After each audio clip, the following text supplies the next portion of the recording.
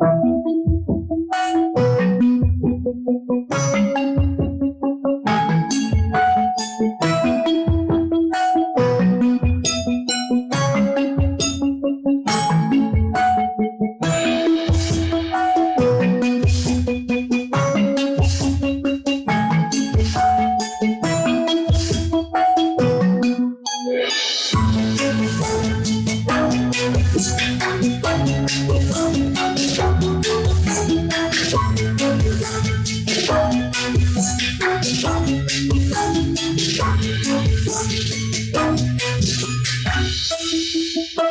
आप सबकी सलामती हूँ। सफीना पत्रस आपके साथ नई वीडियो और नई कहानी के साथ हाजिर है। तो बच्चों, जिस तरह आपको पता है कि हम संडे स्कूल की क्लास ले रहे हैं, तो मैं सिर्फ आपको कहानी सुना रही थी और बच्चों के बीच बीच में गीत भी हो रहे हैं। लेकिन जब हम संडे स्कूल की क्लास लेते हैं तो उसमें हम बच्चों को आयत ज़रूर हम सिखाते हैं। तो आज से हम इस संडे स्कूल की क्लास में थोड़ी सी चेंजिंग करेंगे और हर कहानी में हम एक आयत सीखा करेंगे। तो बच्चों, जैसे कि आप ज़्यादातर बच्चे जो हैं वो मुस्लिम स्कूलों में पढ़ते हैं, और फिर जब मुस्लिम बच्चे आप लोगों से पूछते हैं कि हमारा तो कलमा ये है, तो आपका कलमा कौन सा है, तो हमारे बच्चे जो हैं वो इस बात में वो उनको कोई जवाब नहीं आता, क्योंकि हमारे बच्चों को ये सिखाया ही नहीं जाता। तो बच्चों, आपने आज इस वीडियो को ध्यान से देखना है और हमारे कलमा जो है उसको आपने सीखना है।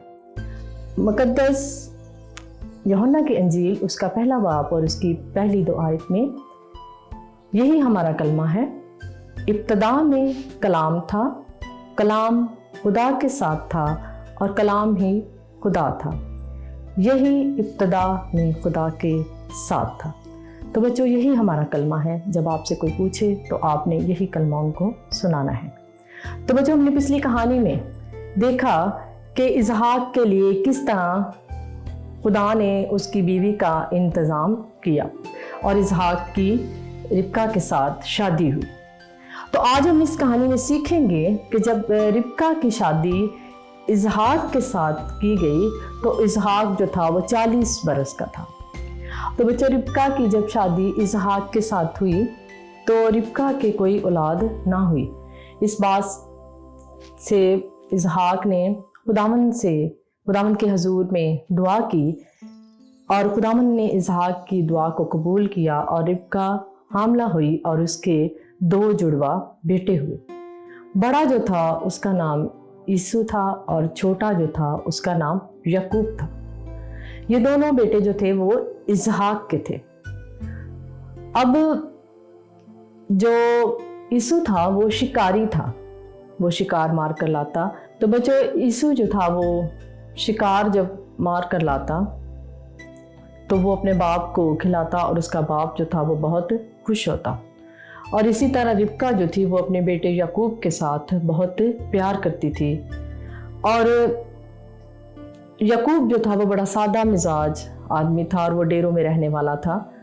और यीशु जो था वो थोड़ा सा चालाक भी था और वो जंगल में जाकर वो शिकार किया करता था। और एक दिन ऐसा हुआ कि याकूब ने मसूर की दाल बनाई और यीशु जो था वो जंगल से आया और उसको बहुत ज़्यादा भूख लगी हुई थी।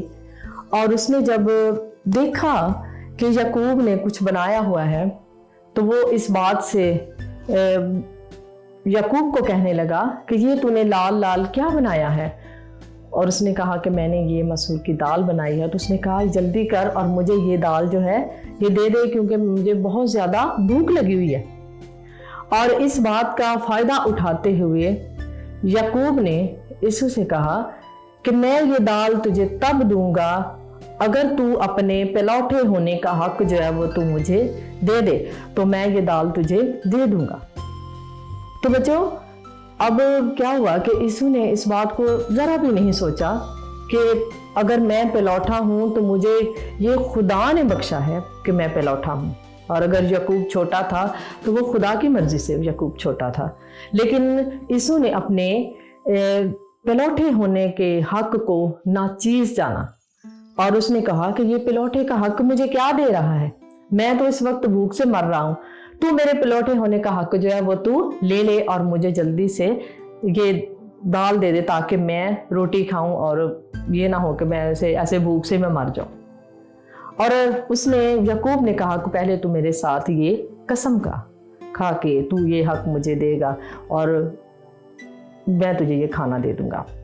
और फिर ईसो ने उसके साथ वादा लिया और उसने कसम खाई और उसने उसको वो खाना दे दिया। इस तरह ईसो ने अपने पिलौठे होने के हक को नाचीज जाना और उसने अपने भाई याकूब को अपने पिलौठे होने का हक दे दिया। तो बच्चों, जो चीज़ हमें खुदा फराहम करता है हमें उसकी नाशुक्री नहीं करनी चाहिए, जिस तरह ईसो ने अपने पिलौठे होने के हक को नाचीज जाना।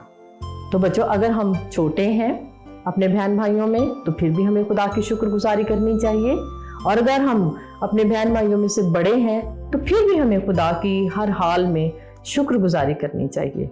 हमें इस बात में कभी भी ये नहीं सोचना चाहिए कि हम छोटे क्यों हैं या हम बड़े क्यों हैं, हमें हर हाल में खुदा का शुक्र अदा करना चाहिए। उम्मीद है कि बच्चों आपको ये कहानी जो है ये अच्छे तरीके से समझ आ गई होगी।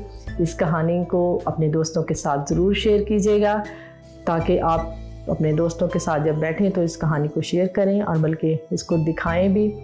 और आज गीत तो नहीं है लेकिन आपको आयत सिखाई गई है, आप इस आयत को ज़रूर सीखें और अगली कहानी में फिर हम नई आयत के साथ आपके साथ हाजिर होंगे और नई स्टोरी के साथ। इसके साथ ही मैं आपसे इजाज़त चाहूँगी।